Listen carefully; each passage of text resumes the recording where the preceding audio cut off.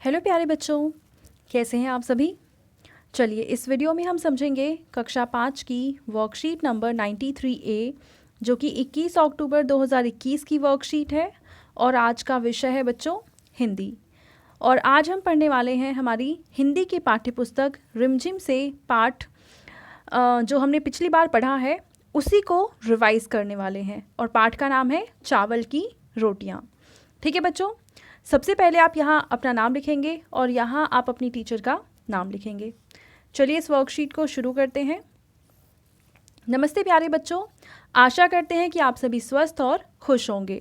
बच्चों, आशा है कि अपने अब तक की सभी कार्यपत्रिकाएं ध्यानपूर्वक करते हुए बहुत सारी नई बातें सीखी होंगी। यहाँ बेटा अपने नहीं आपने आएगा, थोड़ा सा मिसप्रिंट है। आइए आगे बढ़ने से पहले उनको दोहरा लेते हैं। तो अब तक जो चीज़ें हमने पढ़ी है उसी को ही हम रिवाइज करेंगे यहाँ पे। ठीक है बच्चों, देखो पहला प्रश्न है, नीचे दी गई तालिका में से पाठ के आधार पर सही उत्तर छांटकर कॉपी में लिखिए। यहाँ पे दो प्रश्न है और इनके चार चार ऑप्शंस दे रखे हैं। आपको सही जो ऑप्शन है उस पर सही का निशान लगाना है। ठीक है, इसका फर्स्ट पार्ट है कि कोको की मम्मी ने कोको के लिए नाश्ते में क्या बनाया। तो कोको की मम्मी ने कोको के लिए नाश्ते में क्या बनाया था? चावल की रोटियां। सही ऑप्शन हो जाएगा चावल की रोटियां। इसका दूसरा पार्ट है कि नीनी कोको के घर क्यों आया था।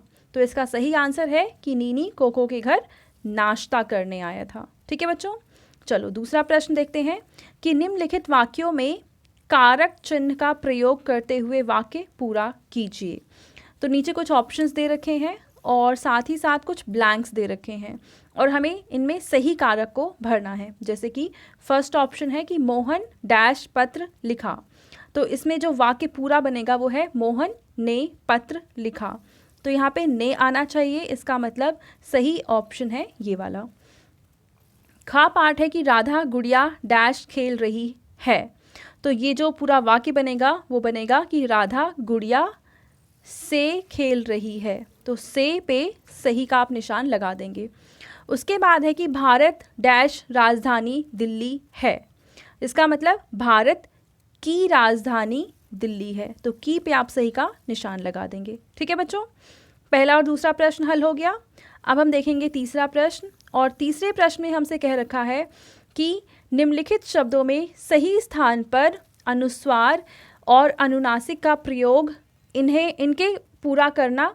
आपको पूरा करना है कि यहाँ पे अनुस्वार और अनुनासिक शब्दों का प्रयोग करना है, यानी या तो इस चिन्ह का प्रयोग करना है या तो इस चिन्ह का प्रयोग करना है। ठीक है, नीचे जो पहला वाक्य है वो है हंसना और हंसने को सही तरीके से कैसे लिखते हैं? यहाँ पे आप लगाएंगे अनुनासिक हंसना। ठीक है बच्चों, अगला है माँ। माँ पे भी आप लगाएंगे अनुनासिक। फिर है पंख। पंख में आप लगाएंगे अनुस्वार। उसके बाद है वहाँ। वहाँ में आप लगाएंगे अनुनासिक। उसके बाद है आँख। आँख में भी आप लगाएंगे अनुनासिक। ठीक है, उसके बाद है मैं और मैं में लगता है अनुस्वार। ठीक है बच्चों, उसके बाद है लूँगा। तो लूँगा में भी आप लगाएंगे अनुस्वार। उसके बाद है कहाँ। कहाँ में आप लगाएंगे अनुनासिक। उसके बाद है इन्हें। तो इन्हें में आप लगाएंगे अनुस्वार और उसके बाद है बच्चों और बच्चों में आप लगाएंगे अनुस्वार। ठीक है बच्चों, तो इस तरीके से इन सभी वाक्यों को आप अनुस्वार और अनुनासिक लगा के सही कर देंगे। लास्ट में आपके पेरेंट्स के लिए सुझाव है कि बच्चों को नाश्ते की महत्ता के बारे में जानकारी दीजिए। बच्चों से उनके और घर के सभी सदस्यों के मनपसंद नाश्ते के बारे में जानकारी एकत्र कर उन्हें एक तालिका बनाने के लिए प्रेरित कीजिए। तो बच्चों आप एक टेबल बनाएंगे जिसमें आप एक साइड अपने फैमिली के सभी मेंबर्स का नाम लिखेंगे और दूसरी साइड वो लिखेंगे कि नाश्ते में उन्हें कौन सी चीज़ पसंद है। ठीक है, और दूसरी इम्पॉर्टेंट चीज़ ये है कि नाश्ता करना सभी के लिए बहुत ज़रूरी होता है, क्योंकि नाश्ता अगर हम सुबह सुबह करते हैं तो पूरे दिन हमें एनर्जी मिलती रहती है। ठीक है बच्चों, और भूखे पेट रहने से कई दूसरी समस्याएं भी पैदा हो सकती हैं। तो ये थी आज की हमारी हिंदी की वर्कशीट एंड आई होप आपको ये वर्कशीट बहुत अच्छे से समझ में आ चुकी होगी।